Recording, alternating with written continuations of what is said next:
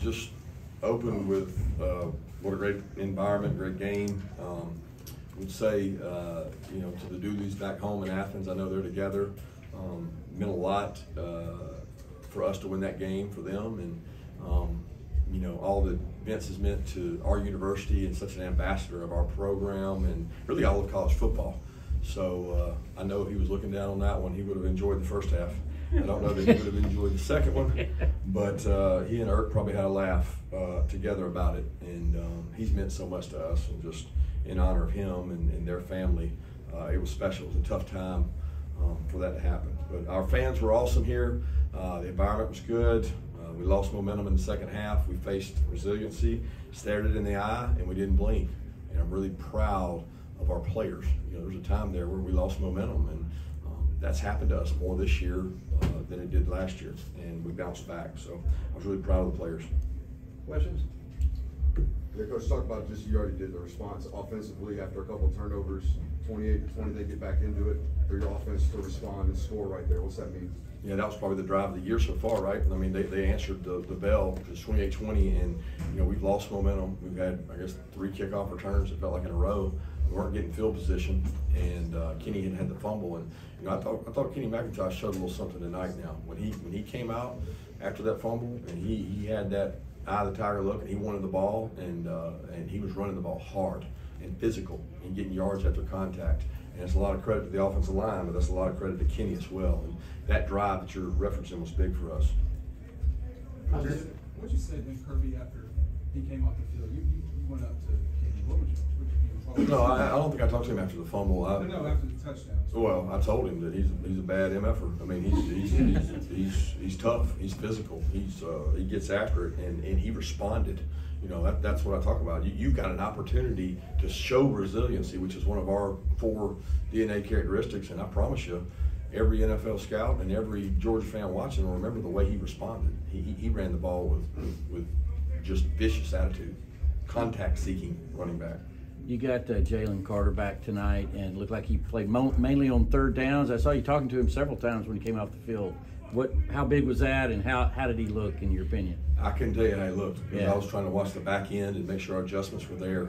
So we'll watch the tape and evaluate it. It was great that he fought himself to get back. He rehabbed himself to get back. He wanted to play.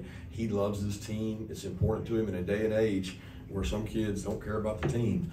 He cares about the team, and he wanted to play. And he took on the role we asked him to take on, and hopefully he continues to get healthy. Look, we need him. We're missing, you know, some guys in depth in the front. As we play more snaps, we struggle, and it showed, you know, in the second half there.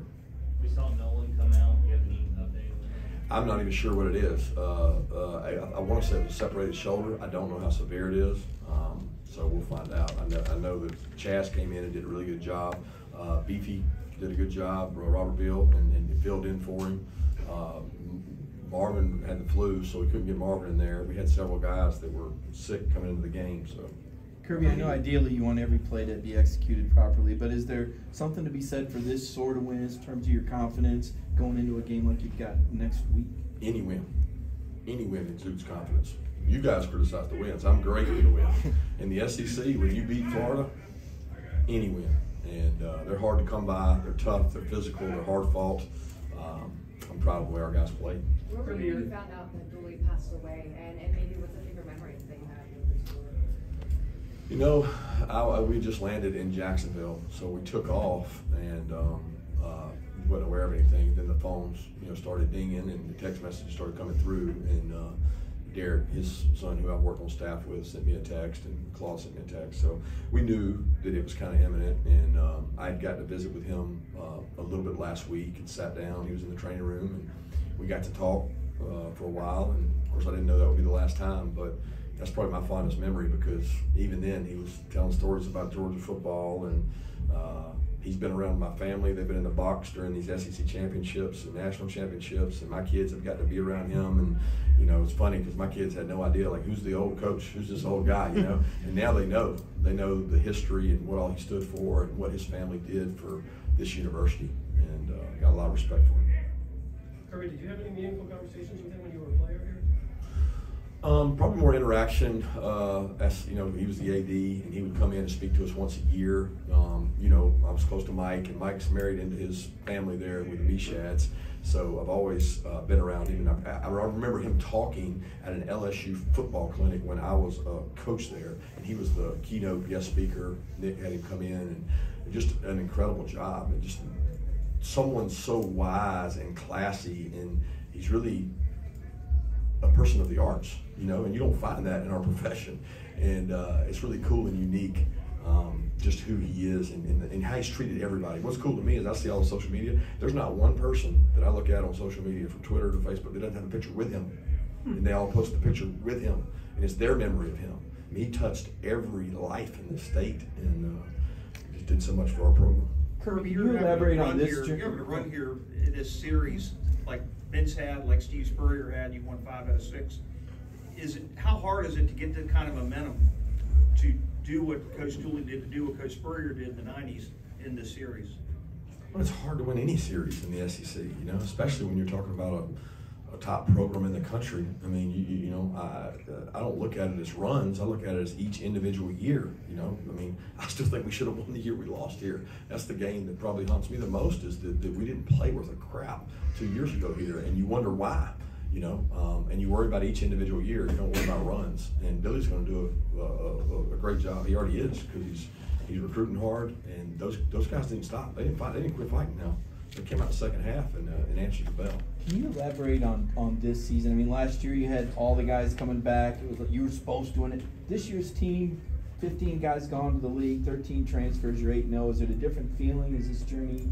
They're all different. I mean, they really are all different. I mean, this team is so different than last year's, and this team continues to work hard and get better. You know, Stetson's playing good. He had some moments tonight, but he also did some really, really good things in that game that maybe the normal eye doesn't see. And if we could take away the couple of the decisions, he played really well, and it allows us to score, because we're probably not what we were defensively last year. But we play as a team, we play complementary football, and that's important, you know. But we have to keep getting better. Like, we're not there, and people want to put us there, but we're not there. What was your reaction to that Brock Bowers CD where he like juggled it and still found the way to run it? I immediately thought it was karma for the other one, the one to Darnell. You know, it was just like we didn't get the Darnell one, but we got that one, and it bounced back our way.